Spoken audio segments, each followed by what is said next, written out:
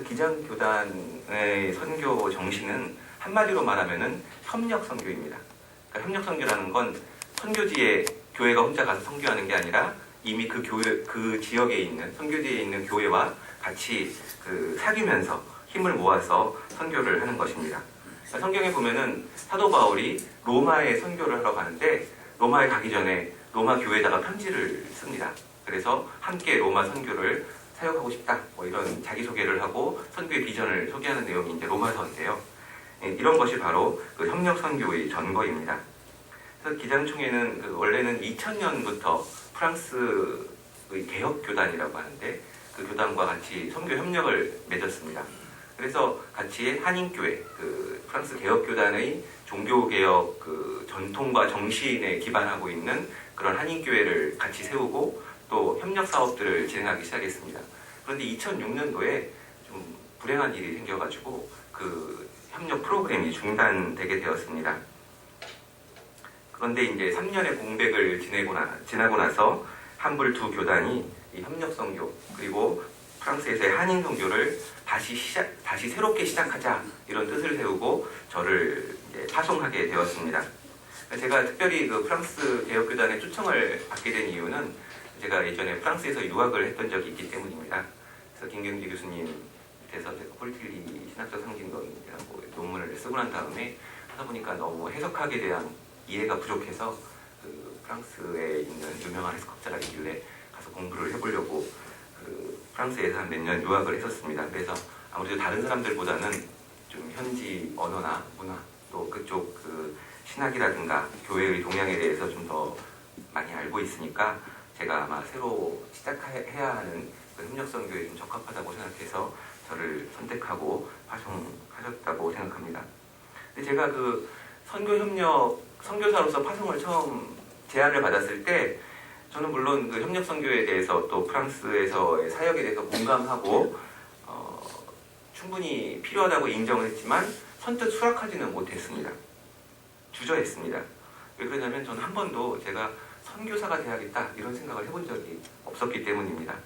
그리고 또 한 번 실패했던 자리이기 때문에 거기에서 과연 제가 우리 교단을 대표해서 잘 사역을 할 수 있을지 자신이 없었습니다.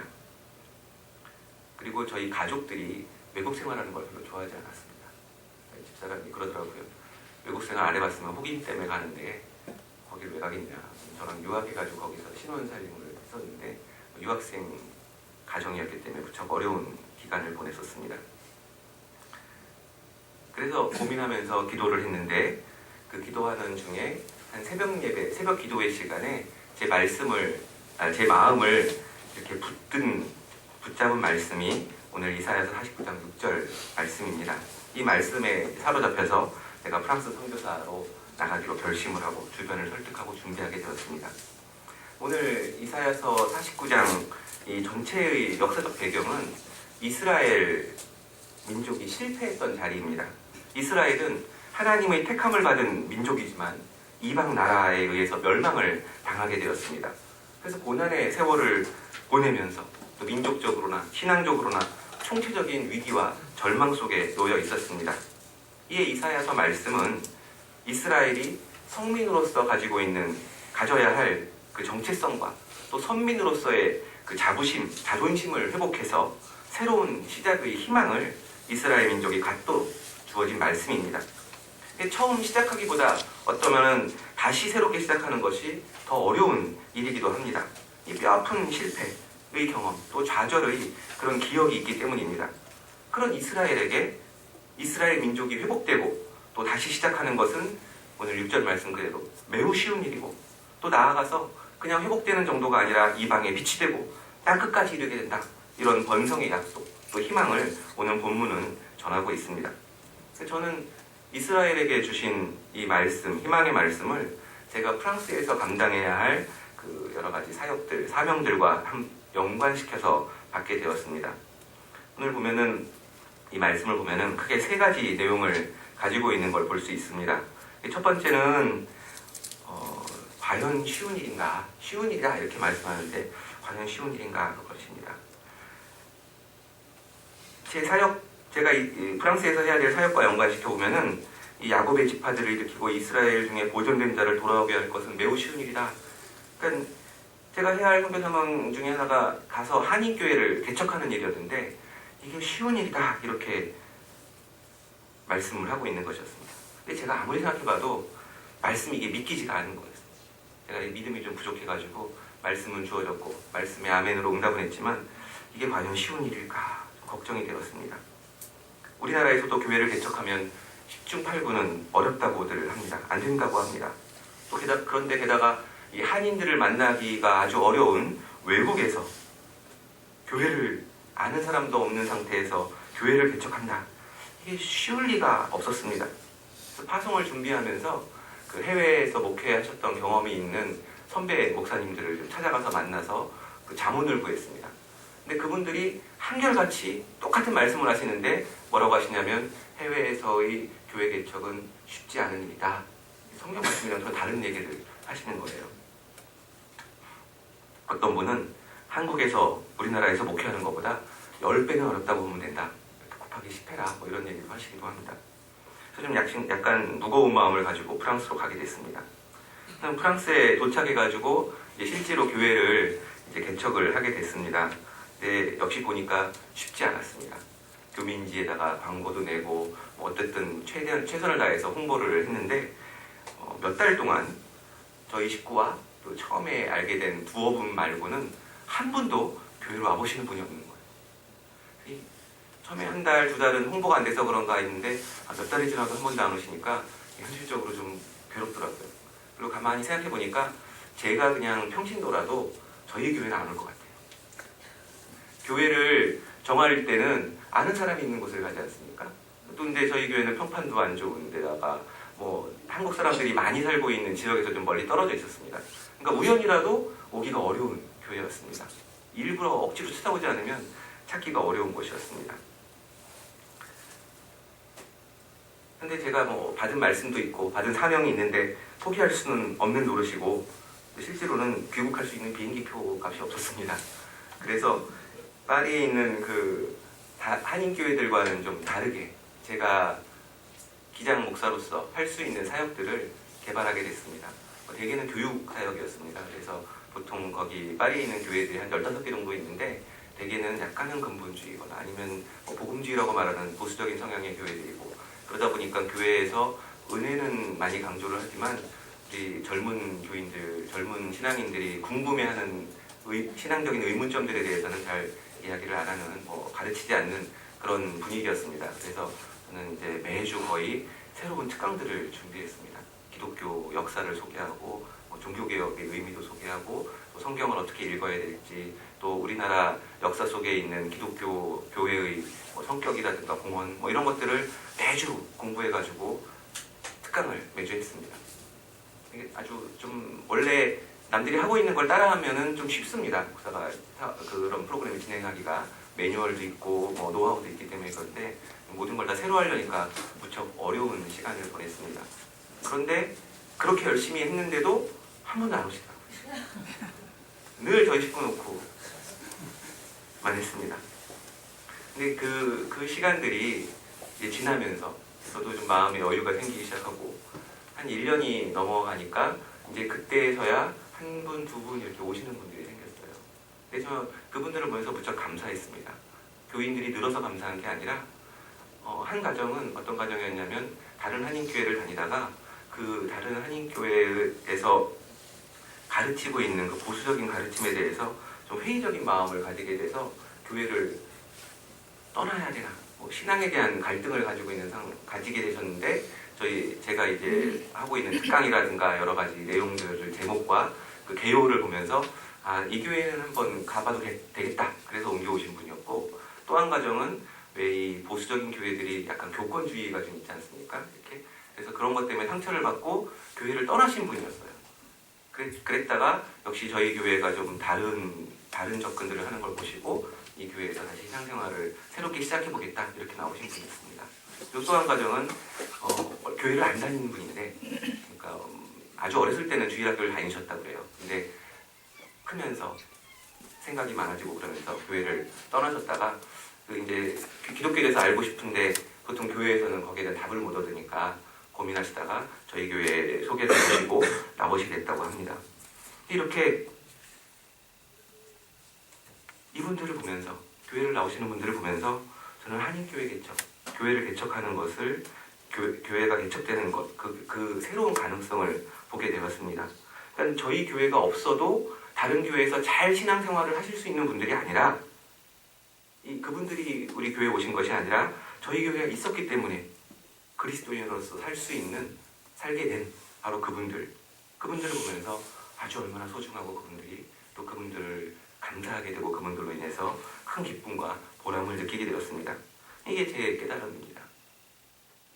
쉬운 일, 편한 일을 하니까 행복한 것이 아니라 의미 있는 일, 그것을 기쁨과 감사로 하게 되니까 비록 10배 힘들다고 하는 외국에서의 교회 개척이지만 쉬운 일로 느껴지게 됐습니다.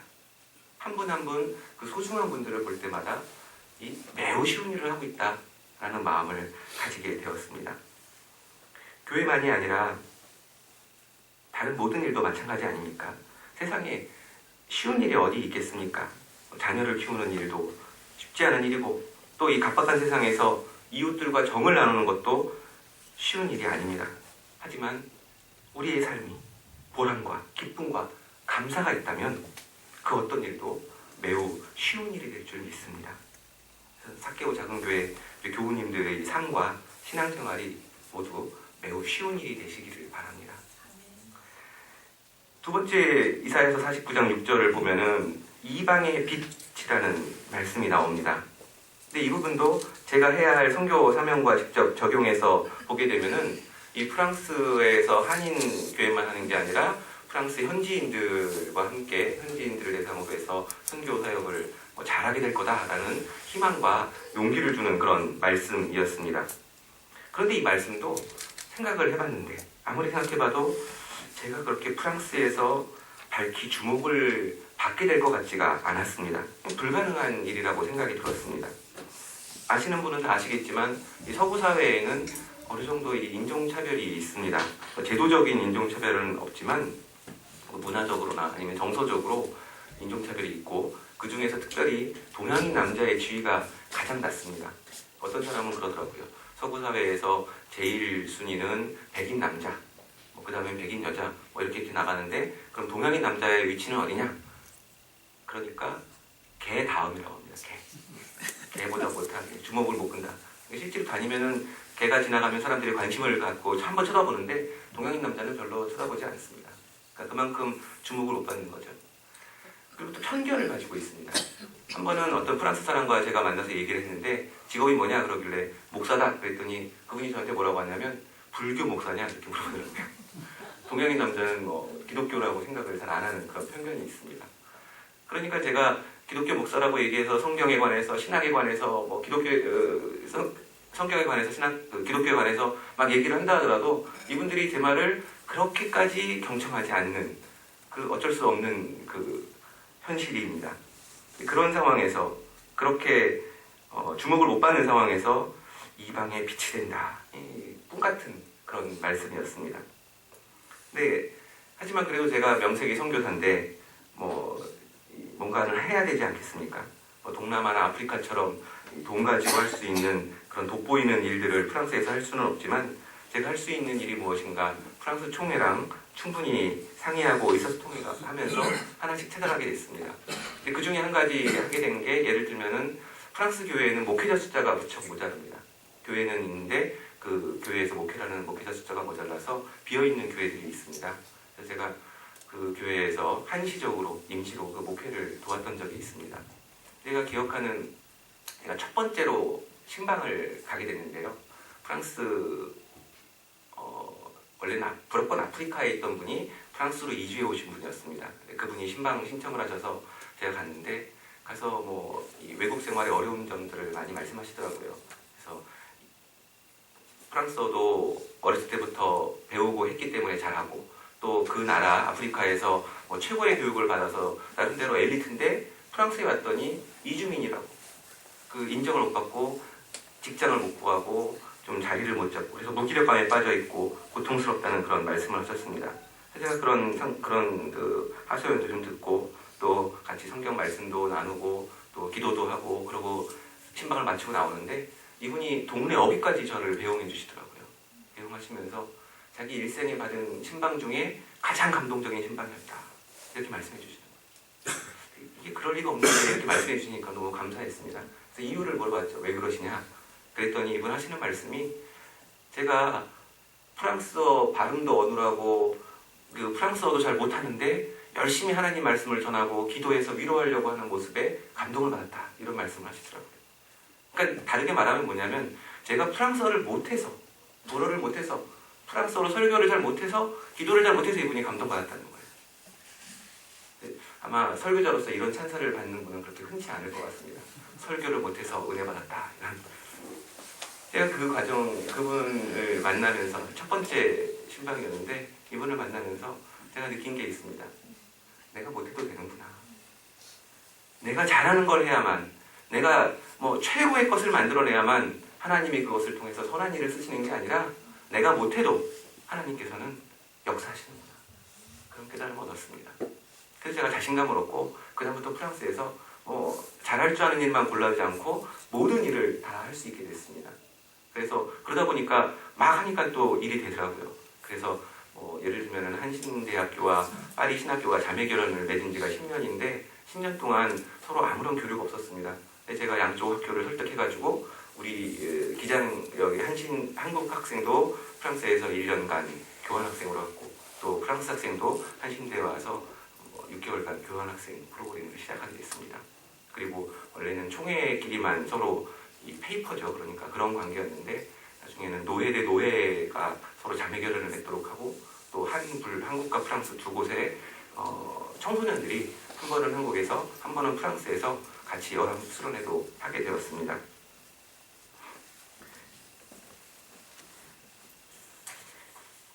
그리고 나서 이제 이런 일들, 그리고 또 제일 중요했던 일 중에 하나가 프랑스 지방 도시에다가 한국 그 유학생들이 있으니까 그 유학생들을 프랑스 교회와 같이 조인을 시켜서 같이 국제 대학생부를 만드는 일도 하게 되었습니다.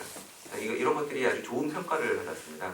프랑스가 가지고 있는 그런 자원들과 재원들과 그다음에 선교적인 노하우들이 결합돼가지고 이런 프로그램들이 진행되는 걸 좋게 여겼고 그래서 제가 그 프랑스 대역 교단이 500년 전통을 가지고 있는데 그 500년 역사상 최초로 한국인 목사로서는 최초로 프랑스 교단의 회원으로 가입 승인을 받게 됐습니다. 그리고 작년에는 현재 프랑스 개신교인을 대표하는 30인에 선정이 돼가지고요. 인터뷰도 하고 교계 언론에 소개되고 그런 일도 있었습니다. 제가 잘 못하는 것이 많았는데도 불구하고 부족함에도 불구하고 이렇게 사명을 따라서 해야 할 일을 해나가다 보니까 이방에 빛이 되는 불가능한 일도 비슷하게 이루어지는 것을 볼 수 있었습니다. 우리의 삶이나 신앙생활이 누구 보이라고 하는 콘테스트는 아니지 않습니까? 우리의 삶은 능숙하게 잘 하지 못해도 하나님께서 그것을 사용하여 역사하신다는 믿음을 가지고 있기 때문에 우리는 성실하게 살 수 있고 또 우리가 함께 교회 공동체를 이루어갈 수 있는 줄 압니다. 우리 삶이 또 우리 신앙생활이 또 교회에서의 봉사가 결코 잘하지는 못해도 하나님께서 반드시 역사하는 복된 자리로 기꺼이 내어드리는 우리가 될 수 있기를 바랍니다. 세 번째 이사야서 49장 6절을 보면은 이제 땅끝에 관한 말씀이 나옵니다. 근데 저는 이 선교를 준비하면서 줄곧 이 땅끝에 대해서 많이 그 마음에 담고 의식을 가지고 있었습니다. 왜냐하면은 지리적으로 보면은 이 유라시아 대륙의 동쪽 편 땅끝에 우리가 있고 또 반대편 땅끝에 프랑스가 있으니까 프랑스 간다 이 말을 저는 땅끝으로 간다라는 그런 마음을 가졌습니다.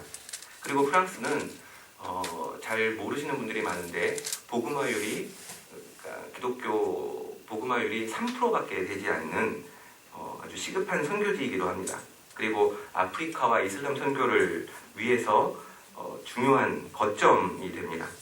그런데도 불구하고 세계에서 가장 적은 숫자의 선교사가 파송되고 있는 나라가 그래서 선교적으로도 소외되어 있는 그 선교적인 땅끝도 바로 프랑스입니다.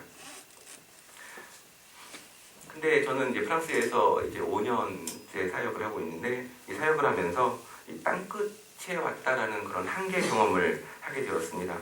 제가 뭐 다 좋은 일만 얘기했는데 4년간 좋은 일만 있지는 않지 않았겠습니까? 그러니까 힘든 일들도 있고 그럴 때 좀 이게 여기가 끝인가 이런 마음을 갖게 되기도 했습니다. 대표적으로 본래는 제가 한 3곳에 이 국제대학생부를 만들고 싶었는데 한 곳밖에 하지 못했습니다. 경비가 왔다 갔다 하는 데 너무 많이 들고 재원 마련을 못해가지고 한 곳만 그것도 아주 간신히 근근히 할 수 있었습니다. 근데 어렵게 재원을 마련해서 떼제배로 한 2시간 걸리는 곳에 가는데 그때 마음이 참 무거웠습니다. 다음번에 또 언제 올지 모르겠다라는 그런 마음 때문에 이게 여기 이제 끝내야 되나 이런 마음을 갖게 됐습니다. 그런데 이 창밖으로 떼제배를 타고 왔는데 이 창밖으로 이렇게 쫙 펼쳐져 있는 땅끝을 보면서 그냥 논리적으로는 연관이 없지만 그 땅끝을 보면서 마음에 희망이 생기고 용기를 갖게 됐습니다. 큰 위로를 받게 됐습니다. 제가 아직은 가야 할 땅끝이 있고 또 지금 가고 있는 곳이 바로 가야 할 땅끝을 가고 있는 것이다. 이런 마음이 들게 됐습니다. 우리나라에는 산이 많아가지고 산이 다 시야를 가리고 있어서 실제로 땅끝을 보기가 쉽지 않습니다. 또 이렇게 도시에 살다 보면은 빌딩들, 사람들이 만들어 놓은 이 건물들에 가려서 땅끝을 볼 수가 없습니다. 그래서 이 속에서는 땅끝이라고 말하면 이 실질적인 의미를 갖는 게 아니라 그냥 기호일 뿐입니다. 그런데 프랑스에서 땅끝을 직접 보면서 저는 예수님께서 마지막으로 제자들에게 보여주시려고 했던 바로 그 땅끝의 희망을 묵상할 수 있었습니다. 보통 사도행전 1장 8절 예수님 말씀을 예수님의 지상명령이라고 합니다. 그래서 제자들과 교회는 예루살렘과 온 유대와 사마리아 땅끝까지 이르러 증인이 되라 라는 명령을 받았고 그래야 한다라는 내용으로 이 말씀을 받습니다. 그런데 저는 이 땅끝을 보면서 프랑스에서 진짜로 땅끝을 보면서 이 2가지 다른 묵상을 하게 됐습니다. 첫 번째로 땅끝은 위로와 용기 또 희망을 준다는 것입니다. 예수님과 제자들이 헤어진 장소를 성경은 예루살렘 근처의 감남산이라고 전하고 있습니다. 예루살렘은 어떤 곳입니까? 제자들이 뼈저린 한계를 경험한 곳입니다. 예루살렘에 들어가기 전까지는 제자들은 예수님과 승승장구했습니다. 그런데 예루살렘에서는 그 높게 서 있는 권력, 권세 앞에서 공동체 내에 배신이 생기고 예수님께서 십자가에 처형되는 그런 처절한 절망을 경험했습니다. 부활한 예수님을 나중에 만나기는 했지만 제자들에게 예루살렘은 여전히 두려운 한계의 자리였고 또 이제 예수님께서 떠나시게 되면은 예수님 없이 다시 직면해야 될 그 현실이었습니다.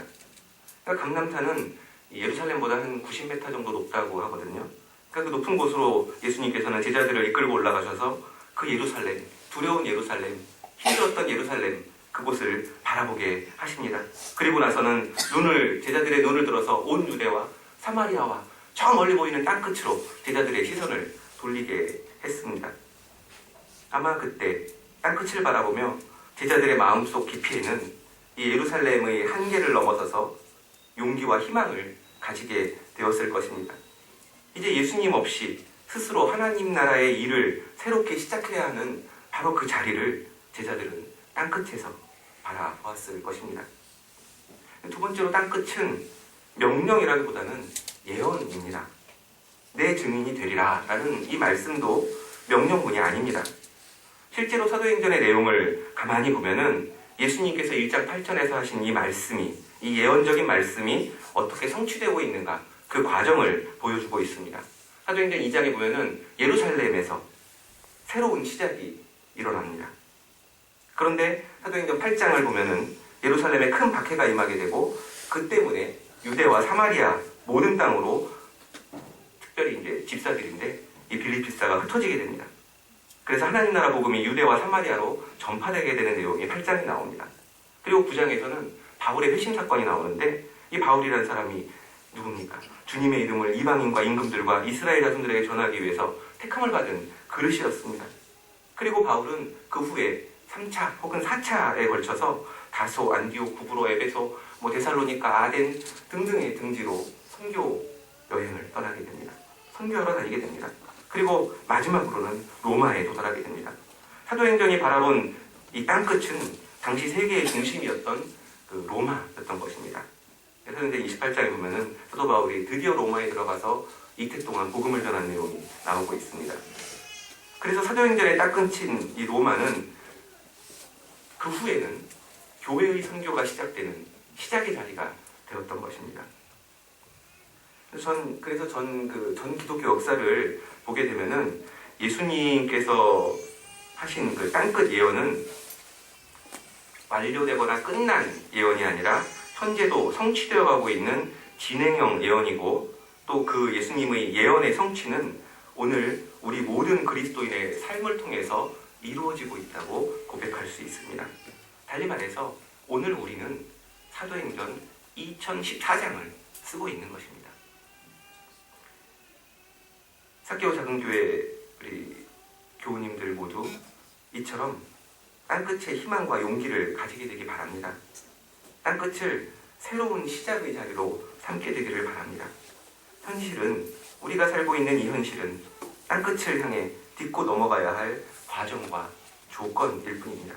그리스도인은 땅을 딛고 살지만 이 땅이 하늘과 만나는 바로 그 땅끝, 하늘이 시작되는 그 땅끝을 향해 한 길을 가는 사람들입니다.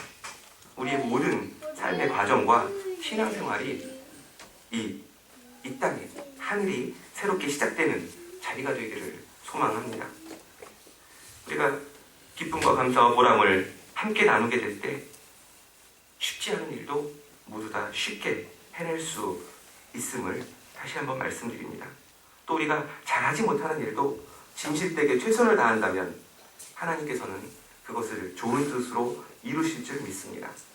그리고 우리의 삶의 모든 영역들, 우리의 신앙생활의 모든 자리들을 하나님께서는 하늘이 시작되는 자리로 바꿔주실 줄 믿습니다. 기도하겠습니다.